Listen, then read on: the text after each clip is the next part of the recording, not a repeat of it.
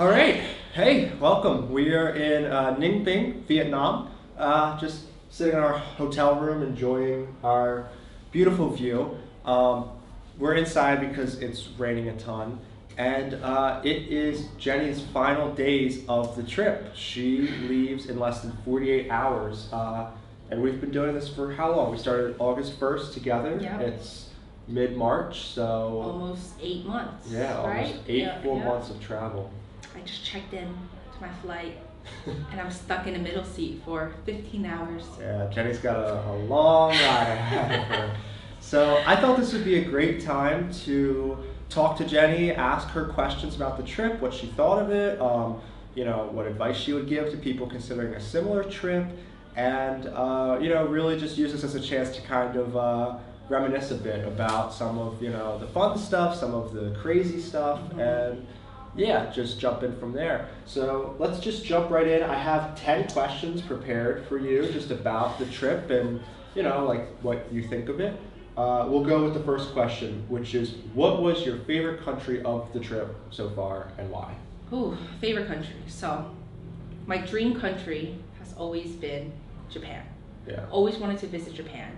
And then later South Korea became like one of my other countries I want to go to. But Japan was always somewhere I wanted to go. And it lived up to my expectation. It was better than I even expected. Yeah. And the food was just amazing. Now, a country that took me by surprise was Vietnam, where we are now. We've done so much in Vietnam, and I'm not sure is it because of the activities and the tours that we've done that made Vietnam be up there. But even in Hanoi, when we didn't have any tours built into our schedule, it was still a lot of fun. Just walking around Hanoi, our neighborhood was amazing, the chaos, but it was like a nice chaos, unlike Bangkok, which was just chaos. Yeah. So right now, my top country will have to be Vietnam and not Thailand, oh my gosh, Japan. Vietnam and Japan. Yes. So those two, I can't pick between number one yet. Okay. But I feel like there's so many best days in Vietnam. Yeah. And Japan, it was just so easy. You go there, there's so much stuff to do. You just hop on the metro or the train and you're somewhere new, and there's so much to explore. And we just had so much fun in Japan, wandering around, looking at temples, just looking at the pretty streets. Yeah, absolutely. And here it's just the nature, the beauty, the activities, doing a Hajjan loop, being on a moped for 4 straight days and having our butt hurt, but it was still so worth it. It was still so much fun. Yeah. So it seems like it's really right now a tie between Japan and Vietnam. Yeah. Yeah. Yeah. Okay. What was the best cuisine of the trip for you? One that took me by surprise was Georgia. Mm-hmm. Their khinkali. Khinkali. That's the dumplings. Yeah. Was very, very good. Mm-hmm. The khachapuri. Yeah. Also very good. Although I prefer certain styles over the other. There was that one style that I didn't really care for. It was that white cheese on top, almost like flatbread. I didn't care for it as much. It's kind of cool that they have so many different styles though, because it's one dish that can be made so many different ways, and I really like regional stuff like that. I also loved seafood that was available in Croatia and Sicily, but nothing is gonna beat Japan. Japan again, yeah. We tried so many different varieties of food in Japan. I thought I knew Japanese food, but once I went to Japan, we tried ramen. It was cheap, it was simple, but it was delicious. Yeah. We go to a mom and pop shop, restaurant, still delicious, still super cheap. The sushi, oh my gosh. I don't know if I'm ever gonna get sushi like that in the US, at least for the price that we paid. I feel like it's one of those things where when you go and eat food in Japan, you can never eat Japanese food anywhere else because it'll always just be disappointing. It's the price you pay is better. Yeah. The freshness and quality of the fish is so much better. The service, it's unmatched. Nowhere else will we get service like that. Yeah. And it's just, I love all their food. It's one of my favorite cuisine, and it still is. Okay. So Japan pretty handedly takes that one. Yeah.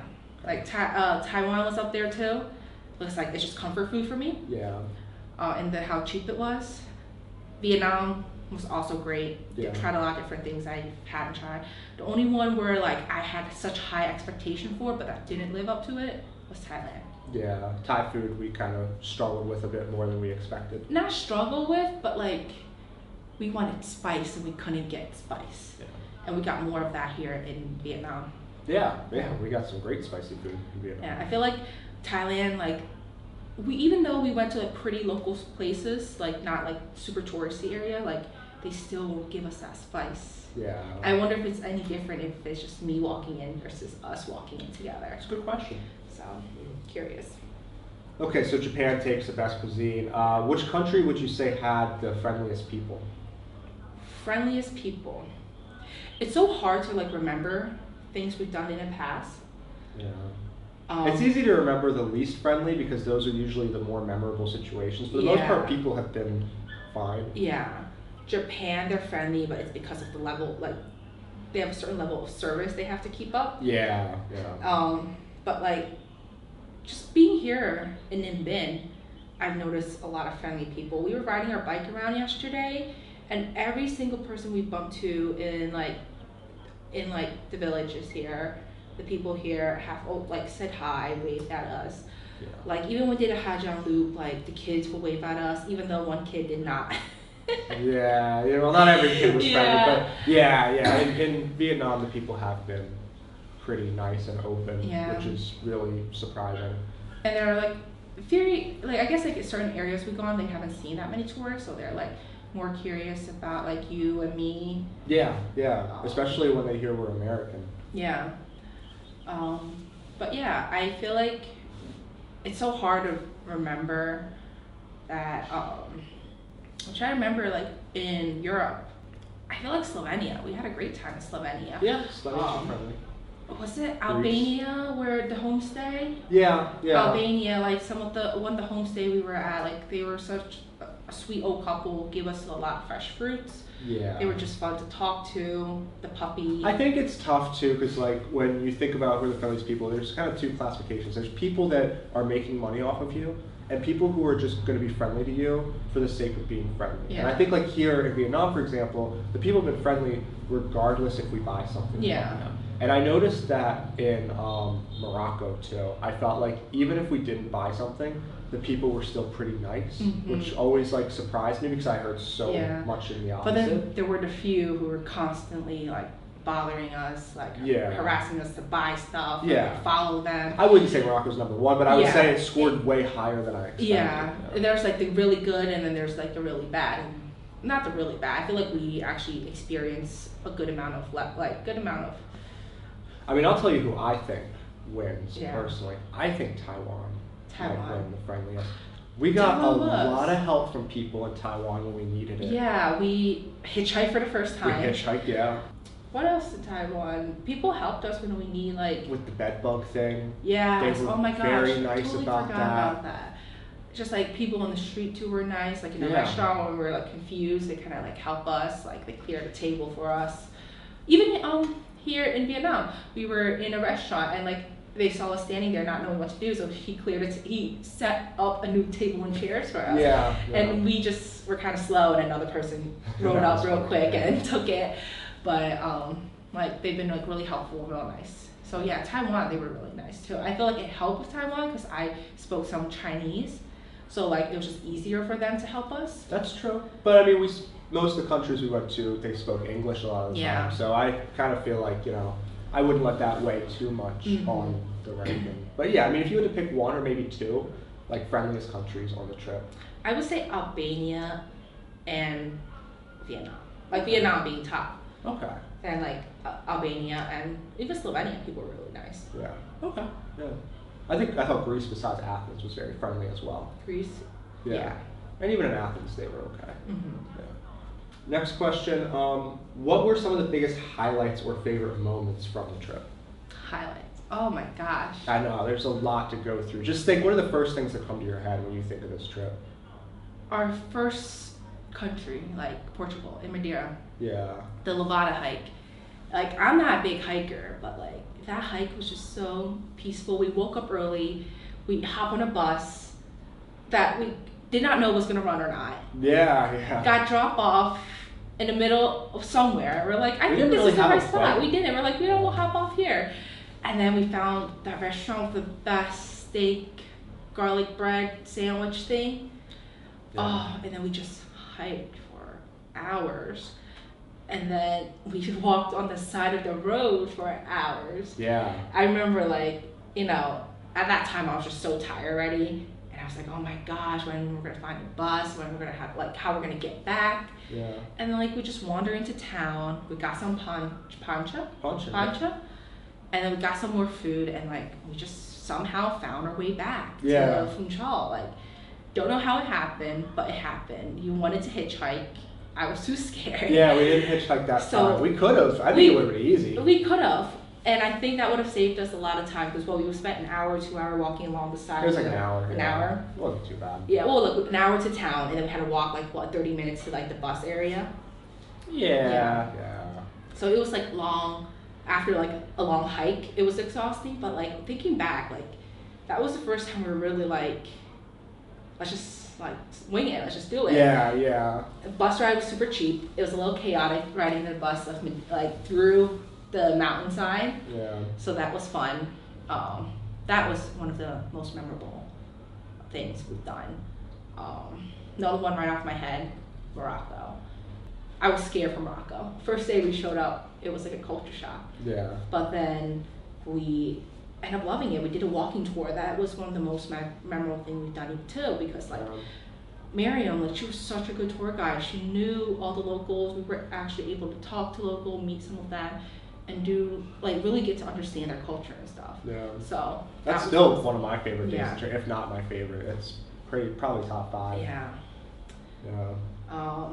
I mean, I think too, like, when we look at, like, maybe not just the days specifically, but, like, the biggest highlights, like, you know, you look at all the parks we went to, you know, the road trip days. Sometimes we had, like, a long day of driving, we got somewhere and it was, like, the craziest feeling to get there. I think, like, you know, I don't know how you feel about this, but, like, for, like, a highlight, for example, when we drove up the coast of Croatia to Zadar and we stopped in that town on the coast. We just sat and drank coffee and tea and, like, that's a highlight. Yeah, it was such a simple day, and that waitress serenading us that she did. Yeah, singing the entire time.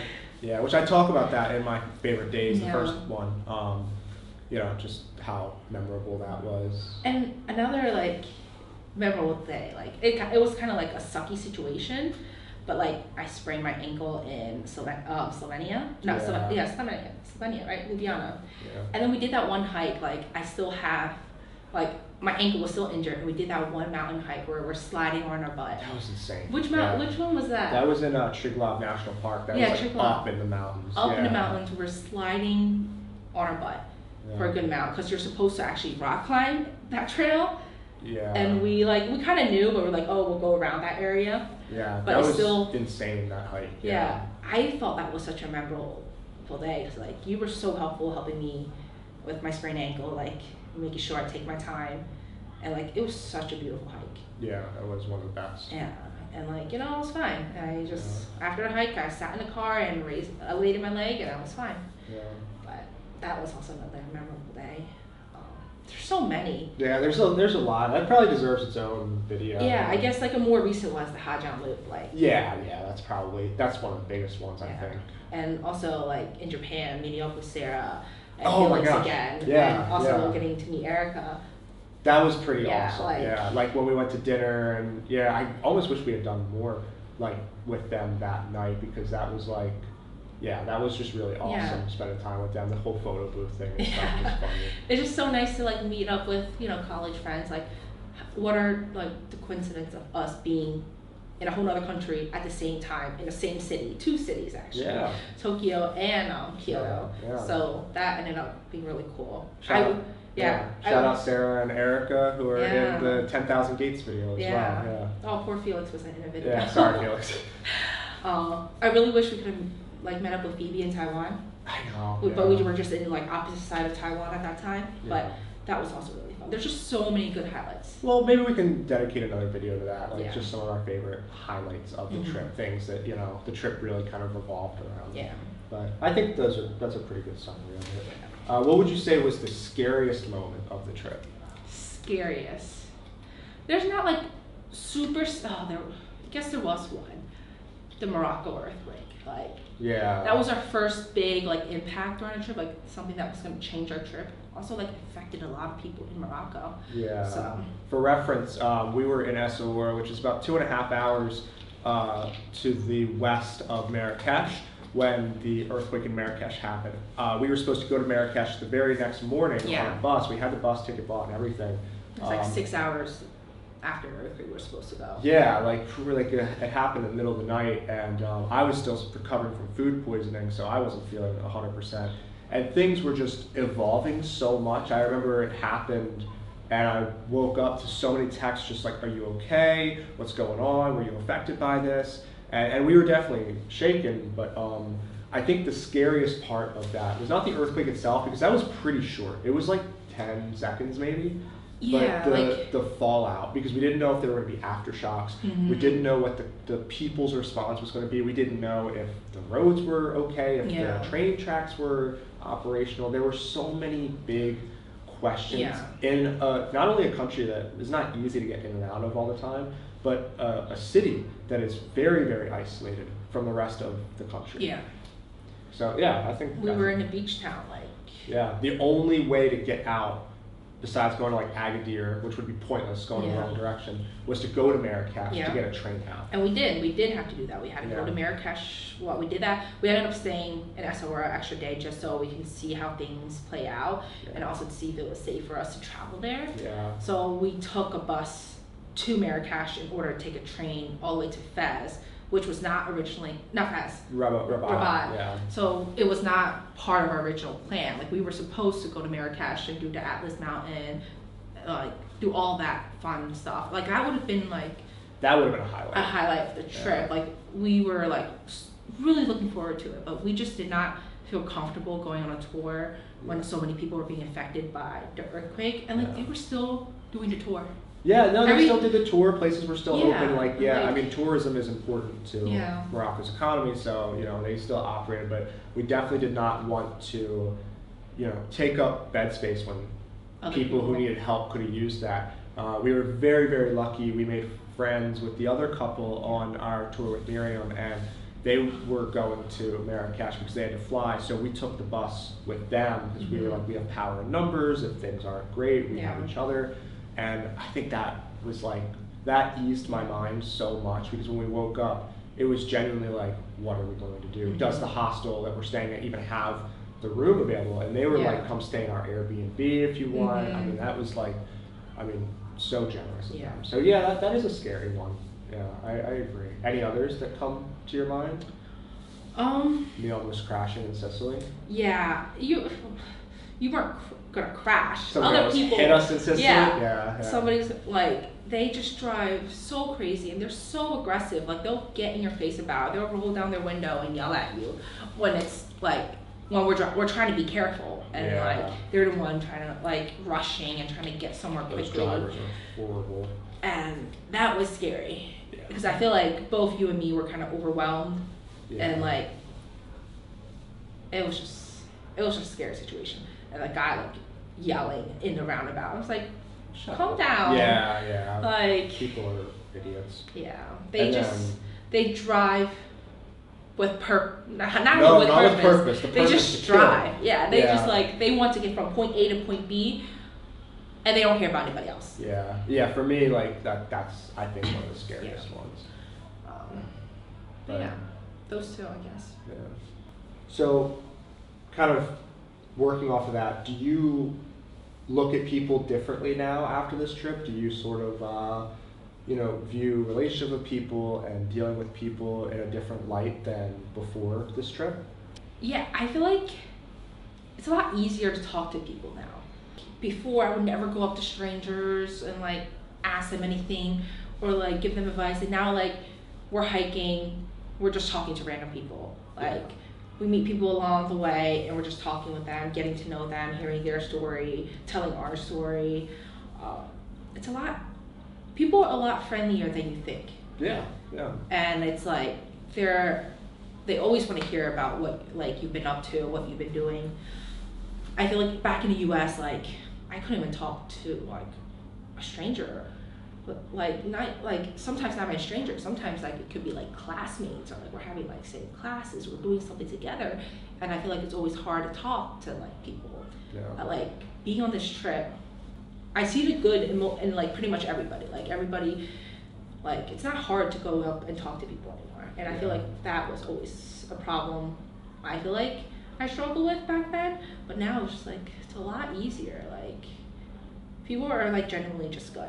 Yeah, I think like you hear a lot of stuff like, oh, you know, there's obviously bad people everywhere. Yeah. And so like, oh, watch out, you'll get scammed here. Or we've had mean people, we've had bad people, we've had, you know, issues with people before. But at the end of the day, like I still, as a whole, feel like people are good, which is not always something that I felt back home. Sometimes I felt like, man, it's like everybody's out in it for themselves. Yeah, or like you always feel judged or something. Yeah, and I feel like, yeah, I think I agree with you that like people as a whole are better than we give them credit for, and it does make you less scared to talk to new people the more you do it. Yeah, and it's like it's crazy how like helpful some people can be. Like these are strangers we just met, and they can be really helpful. Like if you need anything, they're like, oh, if you need some of this, I got some. Like here's some of it. Like just like something simple like toilet paper. Like they don't like to have toilet paper anywhere.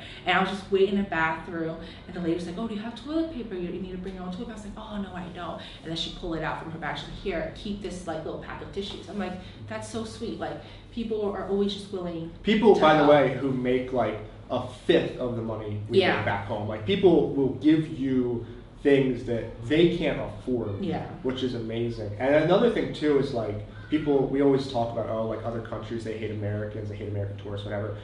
That has not been my experience at all. Like we have been treated so well. In fact, when we say we're American, people will like perk up and be like, oh wow, like we don't get a lot of Americans here. They're surprised we're there, or like they're surprised we're taking a public bus. Yeah, that was, we have gotten that before, like, oh, like you're taking the bus, Americans, we've never seen an American take a bus before.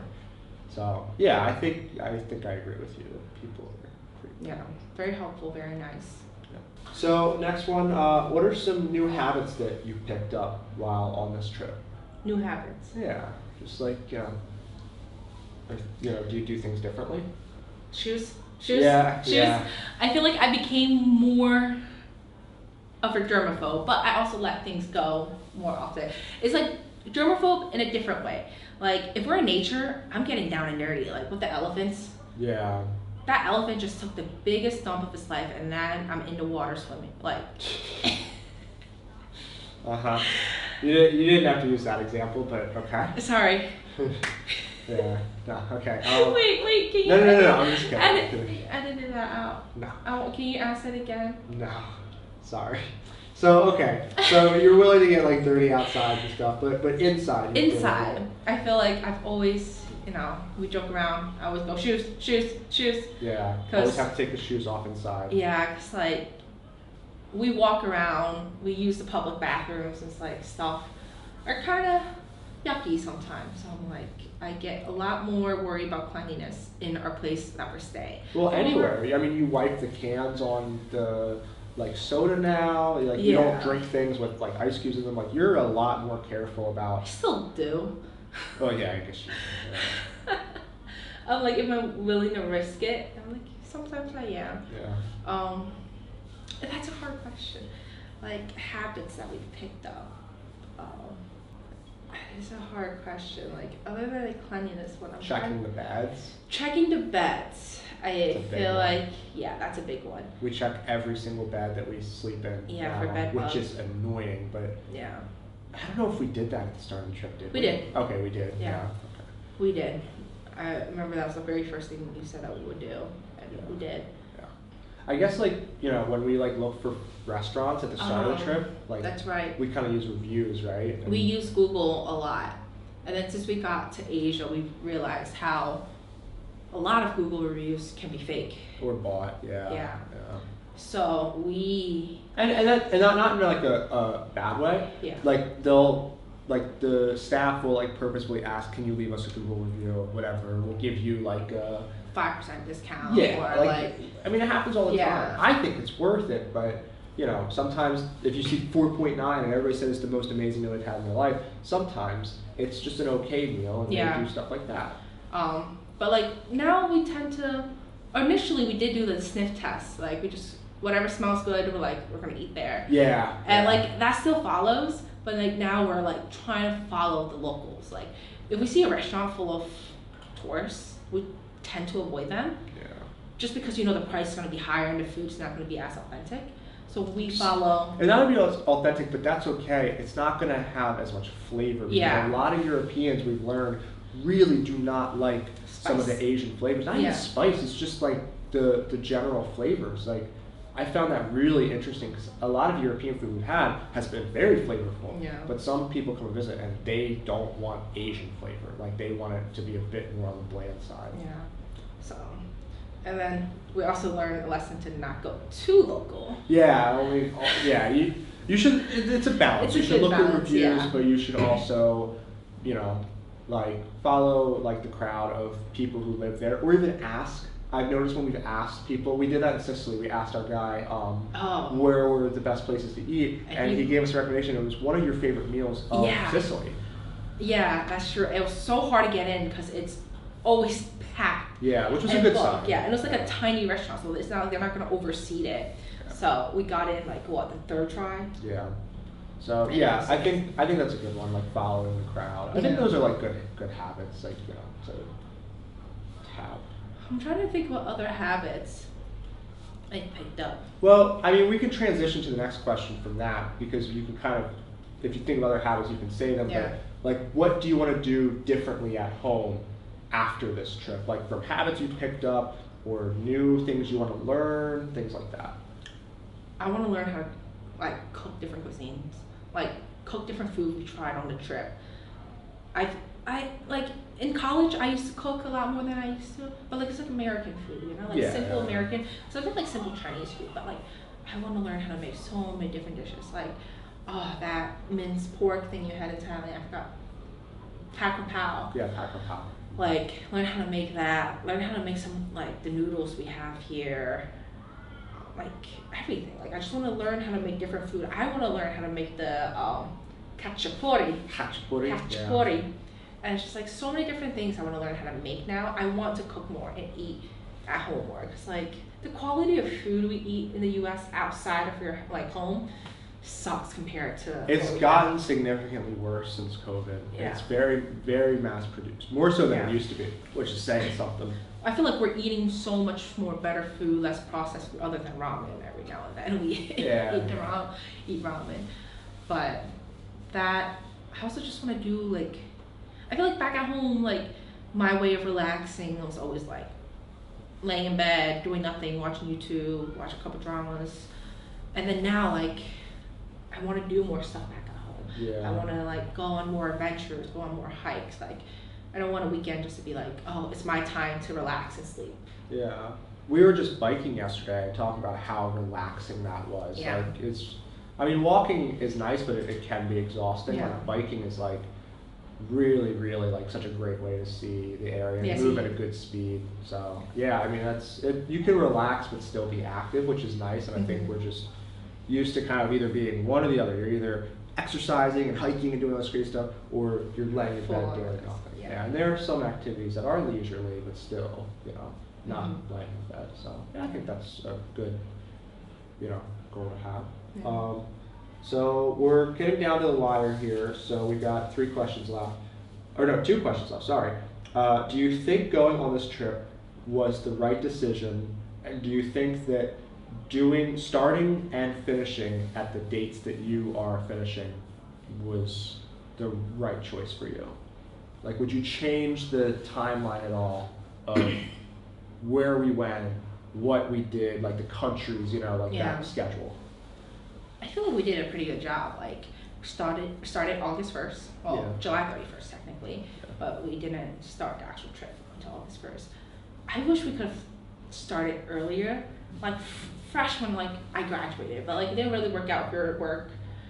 I guess like with my exam and stuff, it didn't really work out. Yeah. And then your family vacation. So like I think starting time was actually pretty good. We also would have gotten to Madrid in the middle of the summer, which would have been really tough. Yeah, but I think the start time was good. Everything we've done was perfect. The only thing I wish we didn't change was going to Romania instead of Turkey. Yeah, I wish we had gone to Turkey as well. Like we weren't sure like how the war conflict was going to affect Turkey at the moment, and like I guess the safe decision was for us to go somewhere else. Yeah. And like looking back, I feel like it would have been fine. And hindsight's 20/20 though. Yeah, it's we always say it's like greener on the other side. Like you always think like, oh, what if that could have been better. But like, we had fun in Romania. Like like stuff happened in Romania, but like we still had a good time. Yeah. And I wish you went to China with me. Like I feel like there's so much I wanted to show you in China. Yeah. And like to see my family, like see my grandparents. Like I wish you could have come along with that. And then that way we could have had a continuous nonstop 1 year trip. Yeah. And I could have actually fully gone around the globe. Yeah. Which would have been funny. Yeah. So I think I fully go around the globe. Yeah, no, you literally circumnavigating the entire Earth. Yeah. So from starting and finishing at the same airport too. Same airport, yeah. Wow, didn't even think of that. Yeah. I wish I wish I could just have done the whole Asia life with you. Yeah. Like before, you originally had a plan to do a lot more Asian countries like Malaysia, Philippines, Indo, Singapore, and like that was gonna take a whole another month or two. No, like 2 months. Yeah. And I was like, I can't really go back. What? That would be May. Probably beginning of May. Yeah. I was like, I don't like. When everybody graduates. Yeah, I don't want to be applying for jobs the same time as new grads are, and I'm already pushing it with March. Yeah. Because this is when some of the people will start applying, but they haven't finished school, of course. But May is when people are starting to finish school. Yeah. So my mindset was to go back before the new class is graduating. So now that you're only doing a month Indonesia more? And Singapore for about 3.5 weeks. Yeah, so for a month more, I feel like I could make that stretch and be applying while traveling and just cut back a little bit on the traveling part. You can do your hikes and stuff, and I'll stay back applying, doing interviews and stuff. Yeah. So I feel like knowing that now, I feel like I wish I continue and just finish Asia with you. It's so close to being done. Yeah.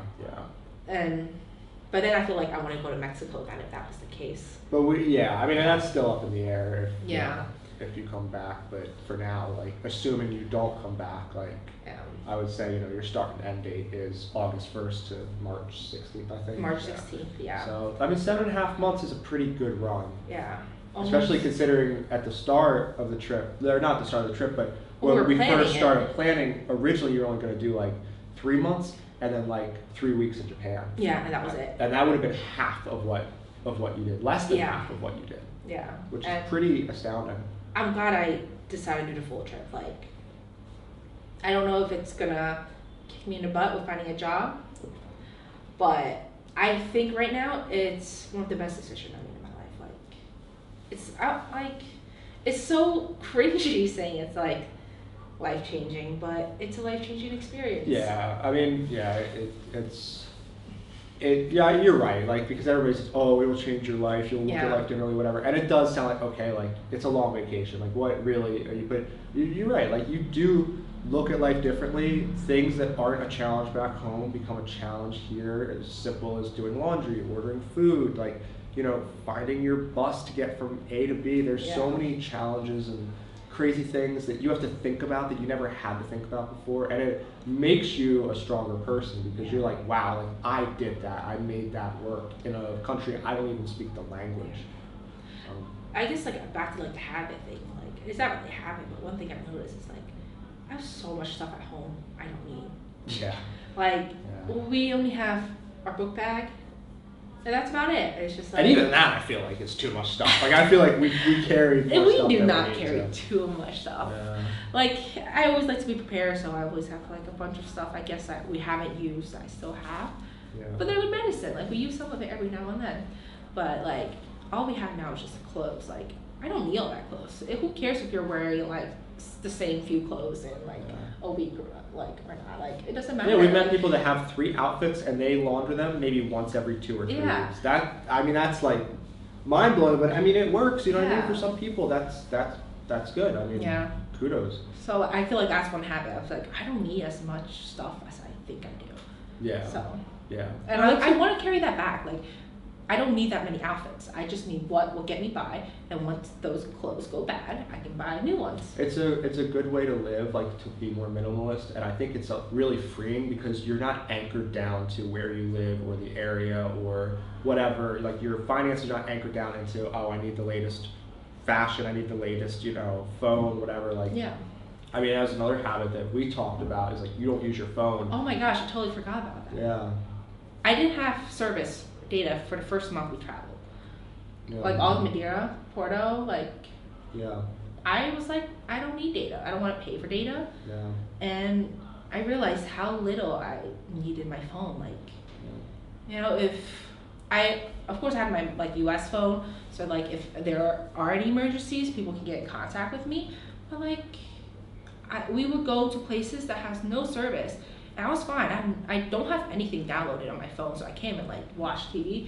I just sit there, look at the water, look at the sun, the moon, whatever, and I was fine. Like, so many times we had no service, and I was like, oh well, I don't need it. Yeah. Like, I'm not caught up with social media or caught up with like certain things like I used to be, like stuff that really honestly doesn't matter that much. Of course, I'll like still make my stories that I like to share, but like I'm not like I need my phone. I think it's interesting because I feel like your communication and your phone usage is much more targeted. Like you kind of pull up Instagram, you're like, let me see what these people are up to. Like it's not like let me pull up Instagram and just go through all the stories. Like when like at this point, like I feel like you really know who your friends are, and you kind of like seek those people's lives out. Which is interesting because I feel like people back home think, oh, like they don't really care about what's going on here because they're in whatever, Vietnam or so on. And like I feel like I care more than I used to about what's going on at home because I'm kind of like missing out on it. I'm like, oh man, like what are they up to? Like what are we missing out on? So I don't know. I kind of like, I think you're right. Like I think like especially for you, not as much for me, but like you specifically. Like, even that, like I like before, I feel like I always watch everybody's stories, different posts, and like scroll through Instagram, like just watching reels. But now I'm just like, I don't need it. Like before, I'll be on my phone for even to start the trip. I'll be on my phone for an hour before we go to bed. Now it's like when I'm going to bed, I put my phone away and I'm going to bed. Yeah. Like just that. It's healthy. Like that was a habit that took a while to break because like back home, like you're always on your phone.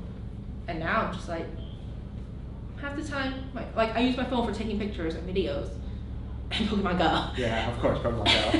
And that's about it. Like, that's one habit. Yeah, that was a good one. Yeah. Okay, so final question. It's a big one. What advice would you give to someone considering a trip like the one that you took? And what ups and downs can they expect from it, and how will they know it's the right decision? Like, just basically in so many words, just do you think that this trip is the right decision for somebody else to make if they're on the fence about it? Definitely, I think it's worth it, but you need to know like you have a support system, people who are like there for you, who will help you when you need help. Like I can't say like we could do this trip without the support of our family. Like they support us so much through all of this. So that and making sure you plan everything. I know people who will drop everything and just do a trip, and it's like we'll wing it when we go. But when you're working with such a limited budget, everything matters. Like where you're staying matters. The cheapest flight you book matter. Where you buy water can matter. Where you buy water matter. Yeah. Like you think it won't make a big difference, but like every dollar adds up. And like for us, $2 is a meal. Yeah. So like buying water from the hotel is $20,000. Buying water at the market, like actual supermarket, $10,000. Yeah. So you're getting $2 waters for the price of one at your hotel. Yeah. It adds up. You think it's like, oh, it's just a couple of dollars more. Doesn't matter. But it adds up, and that's a whole meal, or the difference between a nice stay or like a bunk bed. Yeah. So like I think one of my advice is like budget your money. We started this trip, we're like, oh, we'll keep a rough estimate of how much we spend. I can't believe we even tried. Yeah. We track every single cost. Since Morocco, we're like, we gotta track every single cost, like a bottle of water. Yeah. Just like simple bus ride. Because our money's finite. We're not working. Yeah. So this is, I mean, we have no excuse to not be keeping an eye on this, and it's so easy to go over budget. Oh, we probably saved the last couple days. I guarantee you didn't save the last couple days. You definitely, at the best, hit your budget. You might have gone a couple dollars over. So like, I think my biggest advice is if you want to do this trip, like go for it. It's gonna be a great decision, but just be prepared. Like know what you're getting yourself into. Plan everything you think you'll need. Even like before we go to a new country, we have the same few things we look up: where to get money, best SIM card, how to get from the airport to the city, cheapest option. Like we always plan those ahead of time. And the more you can plan, the more money you'll save. Yeah, and like it's different when you're working with more budget. Like go for it. Like, but like if you're planning this trip like us, quitting your job or just finish school and just. And we have nothing lined up after this. No. This is like if we go home and have $0, life still goes on. Bills still have to get paid. So like, not just have enough money for the trip, but have enough buffer. Yeah. So like, I could keep going with this trip until I have no money left in my saving. But I'm like, no, I shouldn't. Yeah, you're making the responsible decision. Yeah. But did I even answer the question? Yeah, I mean, more or less. Yeah, like what advice would you give? Is it the right decision? It's. Like, I say for us, it was the right. Like for me, it was the right decision. Yeah. So I guess just evaluate based on your thing. I know some people are like, oh, I hate my job. Or I'm not happy, should I take this trip, will I be happy if I do this? I don't think it will be like, change your life that way. It's all what you make of it. Like if you're gonna come to this trip and still be alone, not be alone, but like not be more outgoing, it might not be as life-changing as you expect it to be. Yeah. I think people get fulfillment from different things. Yeah. I feel like for me, like I personally don't always need that social aspect, like compared to you. Yeah. Like I'm okay with just wandering and looking at things, but I know sometimes you need to meet people, talk to people, and like to me, sometimes that can be like physically exhausting. Unless like I meet people that are actually like super easy to talk to, then I'm like, I'm having a like great time, but like my social battery does run out a lot sooner than yours, and I was like, then I'll just like go sit out on the porch and just stare at the water instead, or like head to like get ready for bed earlier. We go to bed a lot earlier now. We do go to bed a lot. That's another habit you picked up. I used to go to bed around 2, 3, even the beginning of the trip. I'll go to sleep a lot later than you, and now like we go to bed around 9:30, 10 o'clock. Yeah. But we're up pretty early and out doing stuff. It's kind of ironic because like you think for work, like I get up early every day for work, but if I travel, I'd sleep until noon or whatever. It's like we get up earlier now than we did. Than I ever will. Yeah. But yeah, I think what you're saying makes sense. Like if it's what you make out of it. Yeah, it's not right for everybody, but if you're not getting fulfillment where you're at in life right now, and you think this will give you fulfillment, it's a great reset. Yeah. I feel like my life has started over. Like the way I look at life feels entirely different. Because our savings are starting from zero. Yeah, that's fair. Yeah. So. Well, yeah, I think that's good advice and a good way to look at it. And I have one final bonus question actually that I didn't warn you about. Okay. The final bonus question is, what is your favorite inside joke of ours that we have? Because over this trip, we have developed so many inside jokes, whether it be how our tour guide would say something funny, or like a video or a song that we ended up kind of liking and hearing all the time, like the takoyaki song at the end of the Osaka food tour video we sing constantly. Oh, we have a new song that we sing constantly we have now. A lot of new songs. Yeah, we got the Vietnam, Ho Chi Minh, Vietnam. So yeah, we've got quite a few, but if you had to pick one of the inside jokes in our list, I think there's like 40 of them. There's a lot. I can already think of one that I feel like we're gonna continue forever. Which one's that? I'll go for you. Oh, agua fria is a good one. Yeah. Agua fria. We were standing outside. Anywhere in Spain. Yeah, but especially this one Yeah. specifically, we were standing outside of the Prado Museum, and there was a guy selling water. He'd go, agua fria, agua fria. And so now anytime one of us wants water, we always just say, oh, agua fria. And that's, you know, that's it's like stupid. Yeah, it's stupid. Not even funny, it's just, you know, we just always, we say that one not even as a joke, we just say that a lot. Yeah. Yeah. Oh, I'm trying to think what else. I can tell you my favorite. Maybe that'll inspire you.